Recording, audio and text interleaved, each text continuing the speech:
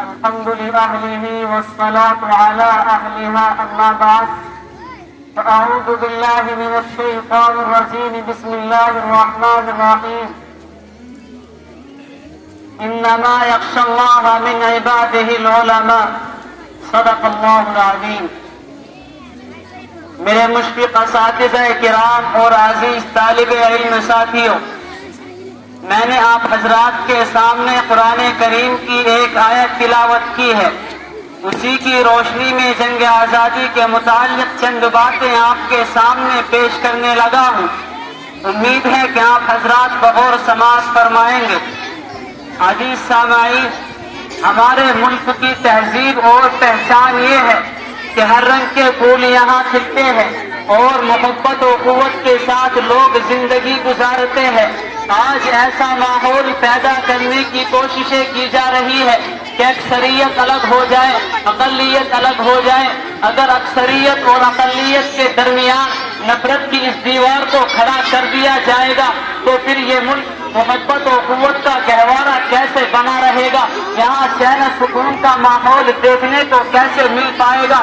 ہم سب کی یہ مشترکہ ذمہ داری ہے کہ ملک کی آبرو کی حفاظت کے لیے، ملک کی روایات کی حفاظت کے لیے، جمہوری اقدار کی حفاظت کے لیے ہر طرح کی بازی لگانے کے لیے تیار رہیں. جدوجہد آزادی کی جو تاریخ ہے وہ آپ کے سامنے آتی رہتی ہے. عام طور پر یہ سمجھا جاتا ہے کہ سن 1857 سے اس ملک میں انگریزوں کے خلاف محاذ آرائی کا سلسلہ شروع ہوا، لیکن حقیقت کچھ اور ہے. مسلمان اس ملک میں انگریزوں کے خلاف میدان عمل میں صدیوں پہلے آ چکے تھے. سن 1498 میں انگریز آتا ہے. سن 1601 میں ایسٹ انڈیا کمپنی کے بینر تلے منظم طریقے سے اور منصوبہ بند طور پر انگریز اپنی جڑوں کو ملک کے کونے کونے کے اندر راسخ کرنے کی کوشش کرتا ہے. سن 1707 میں جب شہنشاہ اورنگزیب عالمگیر رحمت اللہ علیہ اس دنیا سے رخصت ہوتی ہے اور مغلیہ سلطنت کی بنیادیں متزلزل ہونے لگتی ہے، ڈھیلی پڑ جاتی ہے، تو انگریز کو موقع ملتا ہے اپنے پیر پھیلانے کا، اپنے پنجوں کو جمانے کا، اپنی سازشوں کو تیز کرنے کا. جب انگریز کی سازشیں تیز ہوتی ہے تو پہلی شخصیت جو خطرے کو محسوس کرتی ہے اور انگریز کی سازش کی بھنک جس کو ہوتی ہے وہ حضرت شیخ احمد سرہندی علیہ الرحمہ، حضرت مجدد الفسانی علیہ الرحمہ ہے. حضرت اپنے مریدین کو، اپنے متعلقین کو، اپنے شاگردوں کو یہ بتاتے ہیں کہ انگریز جب تاجر بن کر اس ملک میں آیا ہے اس کا مقصد تجارت نہیں ہے، بلکہ میں یہ سمجھتا ہوں کہ کچھ اور سازش اپنے ذہن کے اندر لیے ہوئے ہیں. یہ ہمارے ملک پر حکومت چاہتے ہیں، یہ ہمارے ملک پر قبضہ کرنا چاہتے ہیں، اس لیے ان کا ستیہ ناش کرنا ہوگا. اسکیمیں بناتے ہیں حضرت مجدد الفسانی علیہ الرحمہ، لیکن وہ اس دنیا سے تشریف لے جاتے ہیں. ان کا خواب شرمندہ تعبیر نہیں ہو پاتا، لیکن وہ جذبات جو ان کے دل کے اندر تھے ان کے شاگردوں کے دلوں میں منتقل ہوتے ہیں. وہ فکر، وہ جذبات منتقل ہوتے ہوتے حضرت شاہ ولی اللہ محدث دہلوی علیہ الرحمہ کے حصے میں آتے ہیں. شاہ صاحب بھی اسی فکر کے مطابق اس ملک میں زندگی گزارتے ہیں اور ہندوستان سے باہر دیگر ممالک کا دورہ کرتے ہیں اور انگریزوں کے خلاف متحدہ محاذ بنانے کی کوششیں کرتے ہیں، لیکن وہ بھی اس دنیا سے رخصت ہو جاتے ہیں. ان کے بعد ان کے لائق و فائق فرزند حضرت شاہ عبدالعزیز محدث دہلوی علیہ الرحمہ کے ہاتھ میں کمان آتی ہے.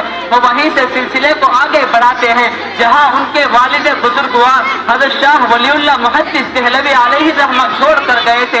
لوگوں کے اندر بیداری لاتے ہیں اور انگریزوں کے خلاف نفرت کے جذبات کو ان کے دلوں کے اندر پیدا کرتے ہیں کہ یہ ہمارے خیر خواہ نہیں بلکہ یہ ہمارے ملک پر حکومت کرنے کے ارادے سے یہاں آئے ہیں. یہاں تک کہ سن 1803 میں یہ اعلان کر دیا جاتا ہے کہ خلق خدا کی ملک بادشاہ سلامت کا اور حکم کمپنی بہادر کا ہوگا.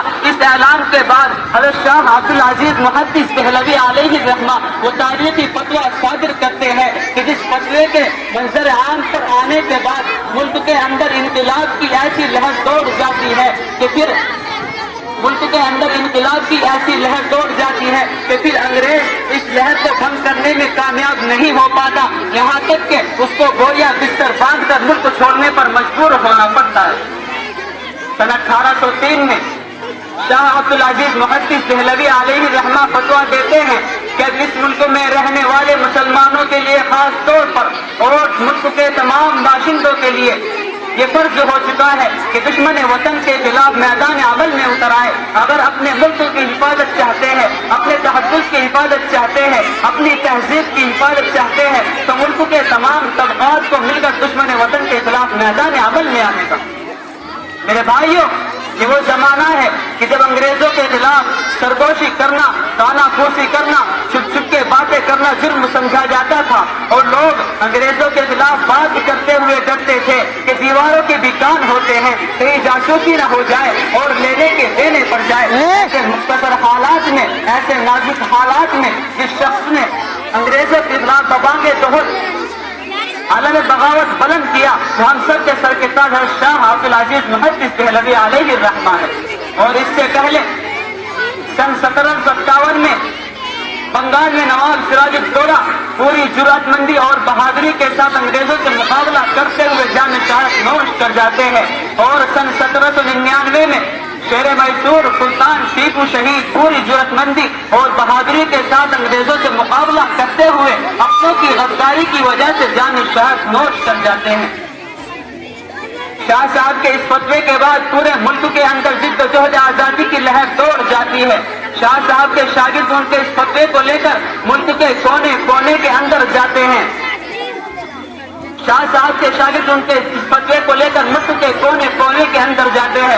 حضرت سید احمد شہید شاہ اسماعیل شہید علیہ الرحمہ اپنے رفقا کے ساتھ پورے ملک کا دورہ کرتے ہیں. اور سن 1818 سے محبان وطن کا یہ قافلہ رواں ہوتا ہے اور 1831 تک برابر یہ میدان میں سرگرم عمل رہتے ہیں. یہاں تک کہ سن 1831 میں ان کو بھی بالا کوٹ کی پہاڑی میں جان شہادت نوش کرنا پڑ جاتا ہے. اس مشترکہ جدوجہد کے بعد، اس مشترکہ جدوجہد کے نتیجے میں سن 1947 میں پھر ایک دن ہوا ہے کہ اللہ تبارک و تعالی اس ملک کے اندر آزادی کا سورج طلوع فرماتے ہیں.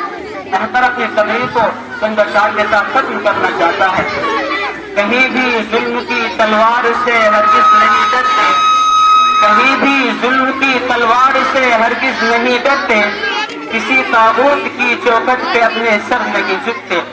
زباں اگلے گی حق کی بات ہی چاہے وہ کٹ جائے، زباں اگلے گی حق کی بات ہی چاہے وہ کٹ جائے، یہاں تک کہ آدھو کے دین خود رستے سے ہٹ جائے.